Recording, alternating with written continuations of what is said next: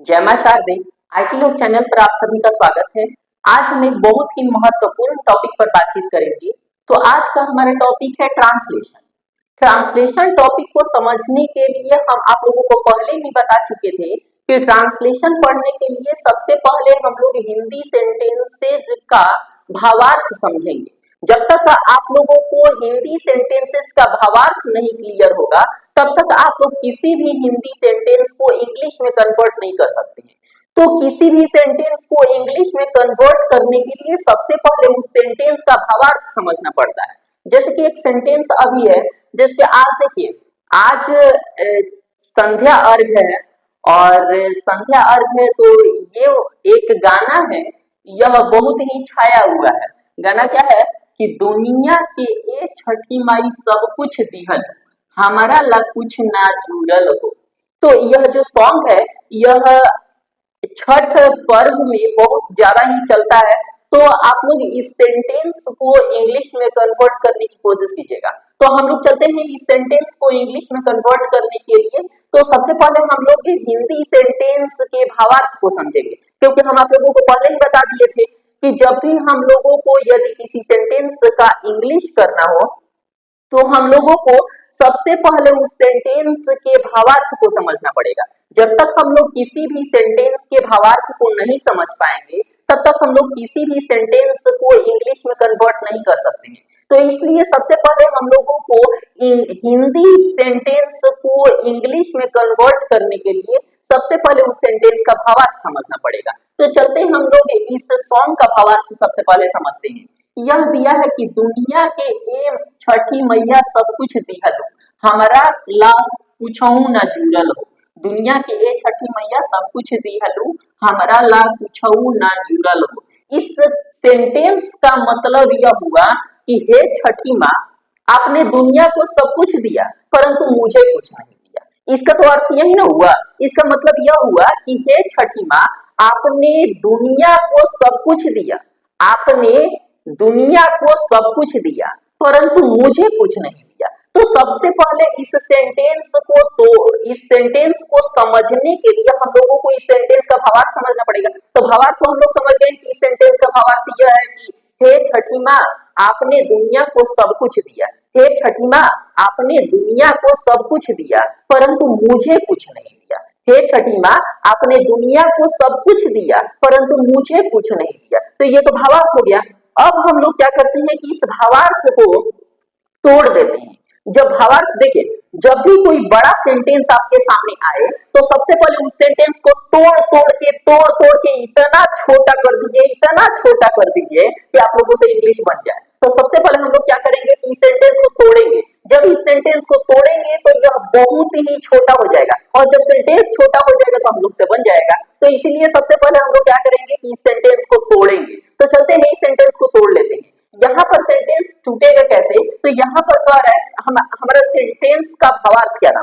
Sentence का भावार्थ यह था कि दुनिया के हे छठी माई सब कुछ दिहलू, हमारा ला कुछ नहीं जुड़ल हो। इस सेंटेंस का भावार्थ क्या था कि हे छठी माँ, आपने दुनिया को सब कुछ दिया। हे छठी माँ, आपने दुनिया को सब कुछ दिया परंतु हमें कुछ नहीं दिया, परंतु मुझे कुछ नहीं दिया। इसका तो भावार्थ यही है। चलिए इस भावार्थ को तोड़ते हैं। इस भावार्थ को यदि तोड़ेंगे तो इस भावार्थ को तोड़ने के लिए हम लोग ऐसे कह सकते हैं कि आपने आपने दुनिया को सब कुछ दिया हे छठी माँ। या फिर हम ऐसे कह सकते हैं आपने सब कुछ दिया, आपने सब कुछ दिया, आपने सब कुछ दिया। किसको दिया? तो दुनिया को। आपने सब कुछ दिया, किसको दिया? तो दुनिया को। और कौन दिया? तो हे छठी माँ, आपने सब कुछ दिया। अब इसको भी तोड़ देते हैं। आपने सब कुछ दिया, इसको भी तोड़ देते हैं। आपने दिया, आपने दिया, क्या दिया? तो सब कुछ दिया। किसको दिया? तो टू द वर्ल्ड, यानी कि दुनिया को दिया। ठीक, आपने दिया, आपने दिया, आपने दिया, क्या दिया? तो सब कुछ दिया। और किसको दिया? तो टू द वर्ल्ड, यानी कि दुनिया को दिया। तो यहाँ तक तो हमारा क्लियर हो गया कि सेंटेंस को हम इसको तोड़ दिए। जब सेंटेंस को तोड़ दिए तो हमारा सेंटेंस टूटा हुआ सेंटेंस क्या मिला कि आपने दिया, आपने दिया। अब यहाँ पर एक सेंटेंस आप यहाँ पर देखिए कि इसको हम बनाते हैं, जैसे कि आपने दिया, आपने दिया। तो यहाँ पर एक चीज समझ लीजिएगा कि या दिया हुआ है और हम आप लोगों को जो गाड़ी वाला या घर से कचरा निकाल उस सेंटेंस को बनाने के लिए ही हम आप लोगों को एक बार बताए थे कि जब भी सेंटेंस में ऐसा आ जाए कि ता था ती थी, ता था ती थी ते थे, ता था ती थी, ता था ती थी ते थे, ता था ती थी ते थे और साथ में या ई ये, या ई ये।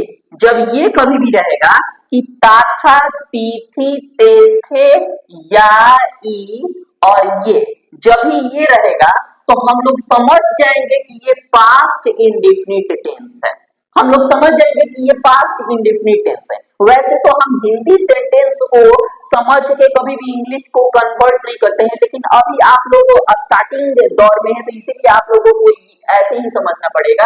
धीरे धीरे आप लोग हायर लेवल पर जाएंगे ना तो आप लोगों को खुद पर खुद समझ में आ जाएगा कि इसको इंग्लिश में कैसे कन्वर्ट करें। लेकिन अभी फिलहाल के लिए आप बस इतना समझ लीजिए कि जब भी पास्ट इंडेफिनिट टेंस को पहचानना हो तो ऐसा समझिए कि ता था ती थी ते थे या ई ये। तो जब भी पास्ट इंडेफिनिट टेंस आएगा तो ता था ती थी ते थे या ई ये दिखेगा तो बस समझ जाना है कि वो पास्ट इंडेफिनिट टेंस है। और पास्ट इंडेफिनिट टेंस का एक रूल है, एक नियम है, एक स्ट्रक्चर है। क्या स्ट्रक्चर है? तो subject plus V2 plus object, ये आपका स्ट्रक्चर है, subject plus V2 plus object. तो इस स्ट्रक्चर के हिसाब से हम लोग क्या करेंगे कि बनाएंगे, इस स्ट्रक्चर के हिसाब से हम लोग क्या बनाएंगे, इस सेंटेंस को बनाएंगे। सबसे पहले हम लोग यहाँ पर ये देख लेते हैं कि पास्ट इंडेफिनिट टेंस का जो पहचान है ता था ती थी ते थे या ई ये, इसमें ये वाला सेंटेंस आ रहा है कि नहीं। तो यहाँ पर दिया है या, यहाँ पर दिया हुआ है या, दिया हुआ है, यहाँ पर दिया है या दिया है। तो यहाँ पर अभी जो सेंटेंस बताए कि आपने सब कुछ दिया, आपने दिया, अभी तो सेंटेंस हम लिखे थे आपने दिया, आपने दिया, आपने दिया। तो यहाँ पर जो सेंटेंस लिखे आपने दिया, लास्ट में क्या आया या। तो सिंपल सी बात है, जैसे ही हम लोग देखेंगे कि लास्ट में या आ गया तो हम लोग समझ जाएंगे कि या आ गया यानी कि पास्ट इंडेफिनिट टेंस में है। यानी कि देखिए यहाँ पर भी या है और यहाँ पर भी या है, तो हम लोग समझ जाएंगे कि ये पास्ट इंडेफिनिट टेंस है। और पास्ट इंडेफिनिट टेंस के लिए जो स्ट्रक्चर लागू करेंगे वो स्ट्रक्चर ये है, subject plus V2 plus object. तो subject plus V2 plus object में बनाने के लिए हम लोग चलते हैं सेंटेंस को बनाते हैं। तो सेंटेंस को बनाते हैं तो आपने दिया, तो सब्जेक्ट उसमें आपने का इंग्लिश क्या हो जाएगा कि यू, आपने का इंग्लिश क्या हो जाएगा यू। इसको कैपिटल लेटर में लिखना चाहिए, लेकिन चलिए कोई दिक्कत नहीं। यहाँ पर देखिए कि सब्जेक्ट आपका क्या हो गया यू हो गया, सब्जेक्ट आपका क्या हो गया यू हो गया, यानी कि आपने दिया, तो आपने दिया में सब्जेक्ट क्या हो जाएगा यू हो जाएगा, क्योंकि आपने दिया ना, वाई ओ यू, यू हो गया। आपने दिया तो आपने दिया यानी कि सब्जेक्ट क्या हो गया यू हो गया। तो यहाँ पर सब्जेक्ट हम रख दिए यू और उसके बाद V2 लगाना है, तो वर्ब हमें इसको पहचानेंगे तो आपने दिया, तो इसमें देना वर्ब हो गया।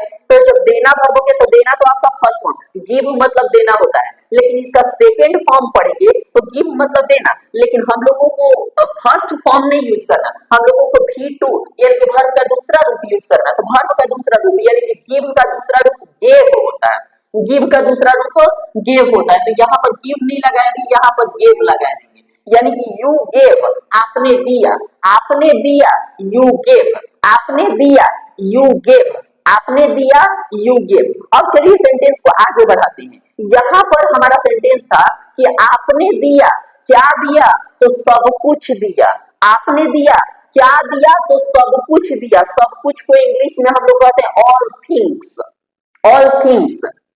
तो यहाँ पर हम लोग लगा देंगे कि यू गेव ऑल थिंग्स, यानी कि आपने दिया तो क्या दिया तो सब कुछ दिया, you gave all things, you gave all things, आपने दिया सब कुछ दिया, आपने दिया सब कुछ दिया, यानी कि यू गेव ऑल थिंग्स। आपने दिया, लेकिन दिया तो दिया, क्या दिया तो आपने क्या दिया तो सब कुछ दिया, यानी कि ऑल थिंग्स। तो you gave all things, you gave all things. अब उसके बाद सेंटेंस को आगे बढ़ाते हैं तो यू गेव ऑल थिंग्स यानी कि आपने सब कुछ दिया। और किसको दिया, किसको दिया भाई, तो वर्ल्ड को दिया, हमको तो दिया ही नहीं, तो हम तो नाराज ही होंगे, लेकिन चलिए नाराज नहीं होंगे, छठी मैया है ना। आगे देखते हैं, यू गेव ऑल थिंग्स, तो यू गिव ऑल थिंग्स यानी कि आपने सब कुछ दिया।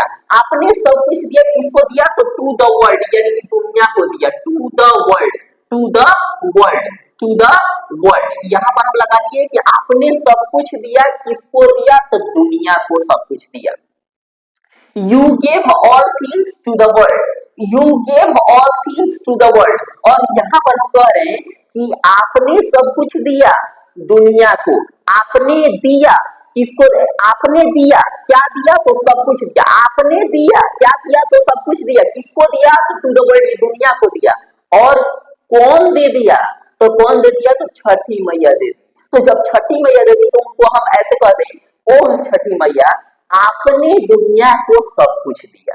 ओह छठी मैया आपने दुनिया को सब कुछ दिया। तो ओह छठी मैया, ओह छठी मैया को हम लोग शुरू में भी लगा सकते हैं, लास्ट में भी लगा सकते हैं, आपका मन। लेकिन हमारा मन कर रहा है कि हम इसको लास्ट में लगाएं, चलिए हम लास्ट में लगा लेते हैं। आपका मन करेगा कि शुरू में लगे तो आप लोग लगा दीजिएगा, लेकिन ना, सॉन्ग को उस सीक्वेंस में गाने के लिए आपका शुरू में लगाइए तो वैसा उस सीक्वेंस में जाएगा ही नहीं, तो फिर लास्ट में ही आप लोगों को लगाना पड़ेगा। वैसे सेंटेंस आप लोग शुरू में लगा दीजिएगा तो कोई दिक्कत नहीं है, वो भी आपका सही रहेगा, लेकिन लास्ट में लगाइएगा तो उस सीक्वेंस में आ जाएगा, जिससे कि आप लोग जिस तरीके से भोजपुरी लैंग्वेज में इस सॉन्ग को गा लेते हैं, ठीक उसी प्रकार से इंग्लिश लैंग्वेज में भी इस सॉन्ग को अच्छे से गा लीजिएगा, उस सीक्वेंस में गा लीजिएगा। इसीलिए हम लोग क्या करेंगे कि ओह छठी मैया को लास्ट में लिखेंगे। तो you gave all things to the you gave all things to the world, oh my Chhath mother.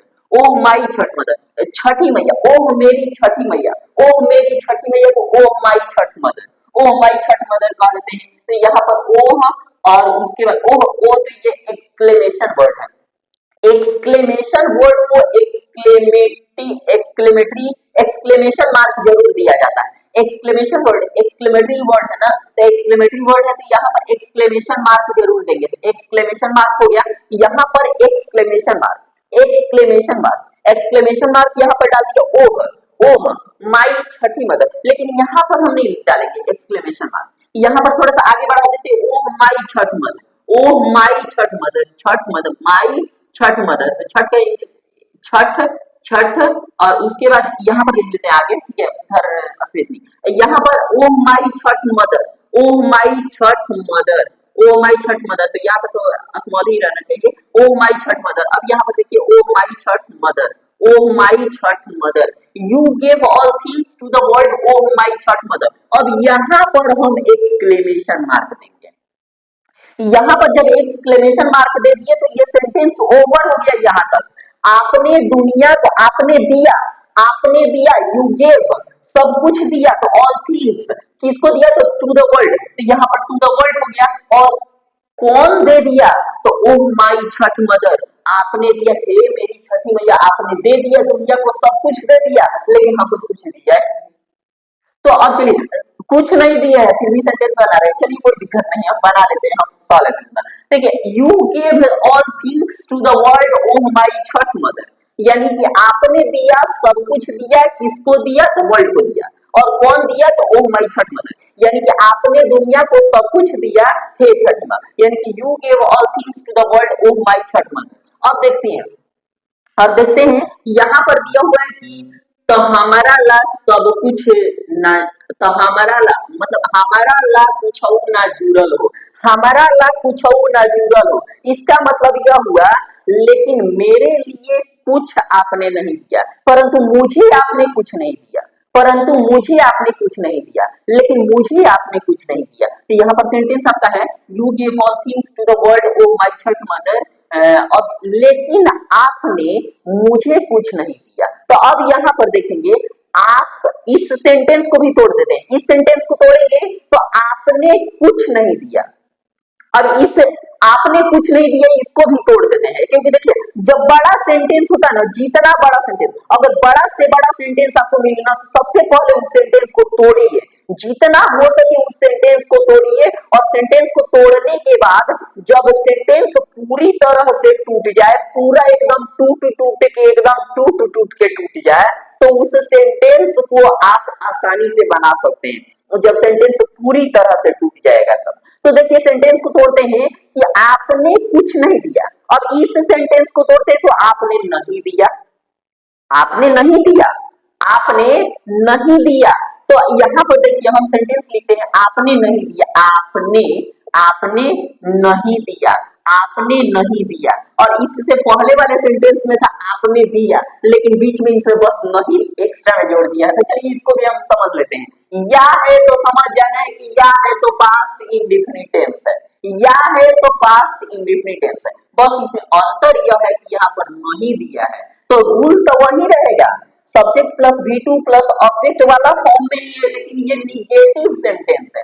तो निगेटिव सेंटेंस के लिए पास्ट इंडेफिनिट बेचारा थोड़ा सा बहुत नादान है, होता है कि हमको ना subject plus V2 plus object मत लगाओ, हमको कुछ दूसरा ले लो, हम नहीं में है ना, हम निगेटिव में है, तो चलो कुछ दूसरा ले। चलिए इसका रूल देखते हैं। इसका रूल क्या है कि सब्जेक्ट तो रहेगा ही, ऑब्जेक्ट तो रहेगा ही, वर्ब भी रहेगा। Subject plus did not, subject plus did और प्लस में नॉट रहेगा, subject plus did not plus V1 plus object. ये फॉर्मूला, ये आपका रूल है, ये स्ट्रक्चर है। तो इस स्ट्रक्चर के हिसाब से हम आगे के सेंटेंस को बनाएंगे। तो यहाँ पर दिया हुआ ये स्ट्रक्चर के हिसाब से बनाएंगे। तो यहाँ पर सेंटेंस था कि आपने नहीं दिया, तो आपने नहीं दिया को इंग्लिश में बनाएंगे तो आपने, ये हमारा क्या हो गया, सब्जेक्ट हो गया। सब्जेक्ट हमारा हो गया आपने, तो सब्जेक्ट हो गया आपने।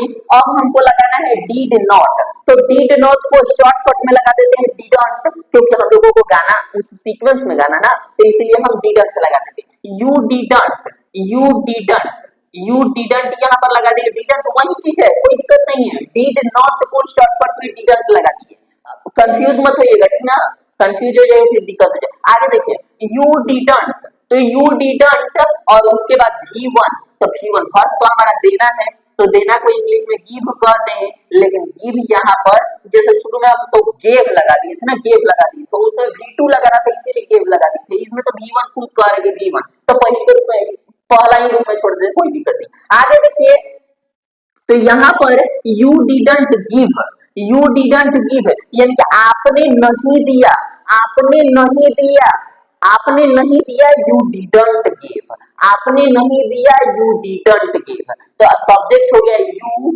और उसके बाद डिड नॉट के लिए हम डिडंट लगा दिए और वर्ब हो गया आपका क्या, तो गिव हो गया। लेकिन अब ऑब्जेक्टिव है, चलिए ऑब्जेक्टिव केस एक लगा देते हैं, ऑब्जेक्टिव केस आपका लगा देते हैं। सॉरी, जैसे कि यहाँ पर आपका दिया हुआ, जैसे कि हम कह रहे हैं कि आपने नहीं दिया, तो किसको नहीं दिया, यहाँ पर सेंटेंस में किसको नहीं देने के लिए बात किया गया, यानी कि वो कह रहा है कि आपने मुझे कुछ नहीं दिया, तो मुझे कुछ नहीं दिया, यहाँ पर मी तो लगाना पड़ेगा। तो you didn't give me, you didn't give मी, और क्या नहीं दिया, आपने कुछ नहीं दिया, आपने नहीं दिया, आपने नहीं दिया, और क्या नहीं दिया, तो कुछ नहीं दिया।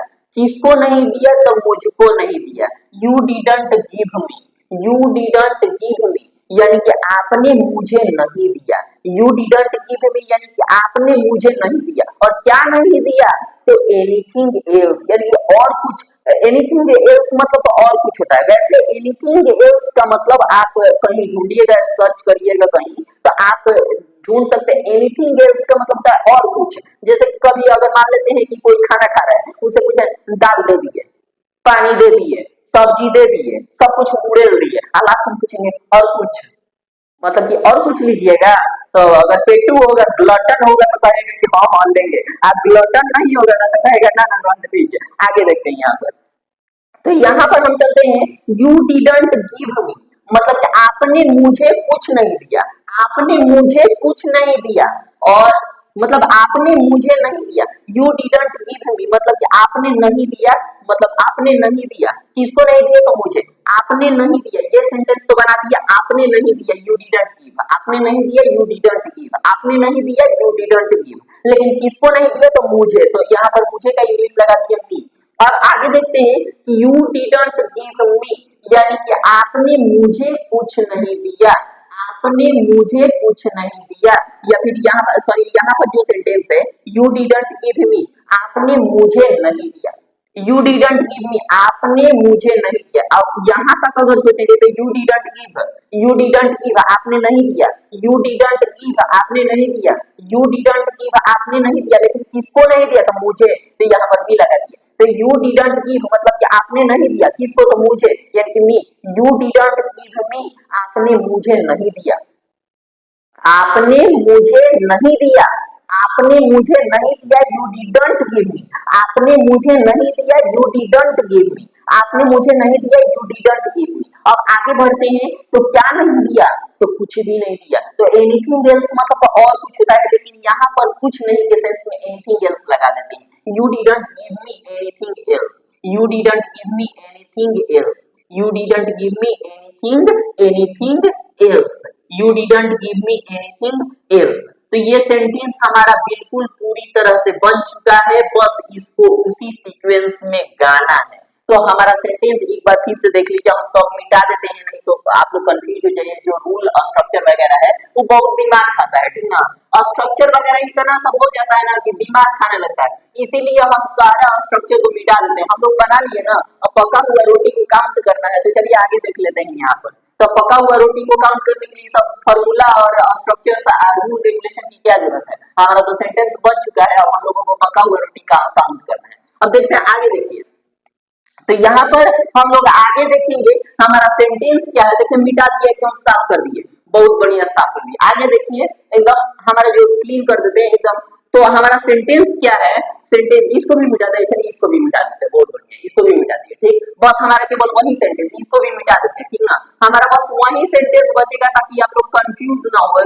चारों तरफ देखिएगा ना तो बिल्कुल कंफ्यूज हो जाएगा, कहिएगा कि क्या क्या पढ़ा दिए हैं सर, समझ में ही नहीं आ रहा है। यहाँ पर देखिए तो हमारा सेंटेंस क्या है? हमारा सेंटेंस है दुनिया के छठी मैया सब कुछ दिहलु, हमारा ला कुछ ना जुड़ल हो। तो you give all things to the world oh my Chhath mother, you didn't give me anything else.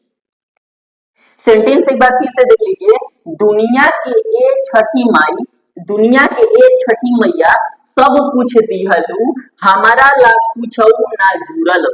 You gave all things to the world, oh my Chhath mother, you didn't give me anything else। एक बार फिर से इसको समझ लीजिए, you gave मतलब कि आपने दिया, आपने दिया, you gave all things, क्या दिया? तो all things, किसको दिया? तो to the world, तो to the world हो गया, और कौन दे दिया? तो oh my छठ मदर। यहाँ तक सेंटेंस क्लियर। अब आगे देखिए, आपने नहीं दिया, you didn't give, आपने नहीं दिया, you didn't give, और किसको नहीं दिया? तो मुझे, यानी कि मी। तो you didn't give me, आपने मुझे नहीं दिया, आपने मुझे नहीं दिया, बहुत बदमाश है, आपने मुझे नहीं दिया। तो यहाँ पर हम क्या करेंगे कि आपने नहीं दिया मतलब कि छठी मैया से कह रहे हैं, आप लोगों से नहीं कह रहे हैं, कि हम छठी मैया से गाइड कर रहे हैं कि आपने मुझे कुछ नहीं दिया। तो जाएंगे हम छठी मैया से कह देंगे, छठी मैया हमको भी कुछ दे। चलिए इधर देखिए, यू डिडंट गिव मी मतलब कि आपने मुझे नहीं दिया, क्या नहीं दिया? तो एनीथिंग एल्स नहीं दिया, आपने मुझे नहीं दिया, यू डिडंट गिव मी, और क्या नहीं दिया? तो एनीथिंग एल्स। अब चलते हैं बिल्कुल हम लोग आगे की ओर, इस सॉन्ग को अच्छे से उसी सीक्वेंस में गा लेते हैं जिस सीक्वेंस में आप लोग भोजपुरी लैंग्वेज में इस सॉन्ग को गाते हैं, ठीक उसी भोजपुरी सीक्वेंस में ही हम लोग इंग्लिश सीक्वेंस को मिक्स करके उसको गाने की कोशिश करेंगे। तो चलते हैं इस सॉन्ग को गाने के लिए, 1 2 3। दुनिया के छठी मैया सब कुछ दिहलो, हमारा कुछ ना जुड़ा। You give all things to the world, oh my Chhath mother, but you didn't give me anything else, but you didn't give me anything else। दुनिया के छठी मैया सब कुछ दिहलु, हमारा कुछ ना जुड़ा। You give all things to the world, oh my Chhath mother, but you didn't give me anything else, but you didn't give me anything else. But you didn't give me anything else.